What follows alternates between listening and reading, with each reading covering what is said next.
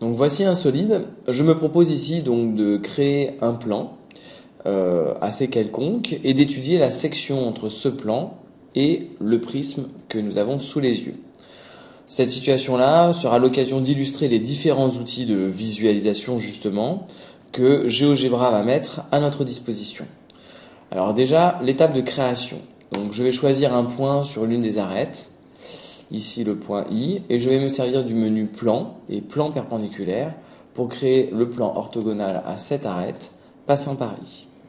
Donc ce plan est baptisé par GeoGebra G, je le fais aussitôt disparaître pour ne pas surcharger ma figure. Alors, en termes de visualisation, immédiatement, je vais avoir un outil qui est ici, qui est tourner la vue graphique. Cet outil-là, j'y ai toujours accès, bien que je sois encore dans cet outil-là, avec un clic droit sur la figure et sur le graphique 3D. Donc avec un clic droit, je vais pouvoir faire toutes les manipulations et, par exemple, créer ensuite un plan perpendiculaire. Je peux sélectionner directement l'outil et donc venir ici faire les manipulations, les mêmes manipulations. On retrouve donc l'outil très agréable que nous avions sous Geospace avec donc à l'aide de la souris une rotation assez intuitive autour des axes X, Y et Z.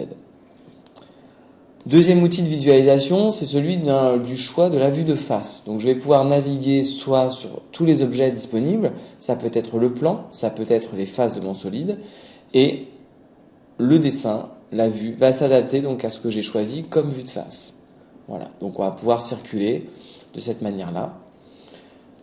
Je reviens donc à une visualisation tout à fait 3D, d'accord, avec nos perspectives cavalières. Et je vais donc demander à GeoGebra de me créer l'intersection de deux surfaces. Évidemment, le plan et le prisme. Le prisme, j'y aurai beaucoup plus facilement accès dans son ensemble dans le volet 2D, dans le volet algèbre, pardon. Donc GeoGebra le baptise Poly 2, c'est un rectangle. À noter que le point courant que j'avais créé, donc le point G, qui me permet de manipuler, le point I qui me permet donc de manipuler ici cette section et la position du plan, a été totalement ignoré. Et GeoGebra a créé un second point en lieu et place de I pour justement définir ce Poly 2.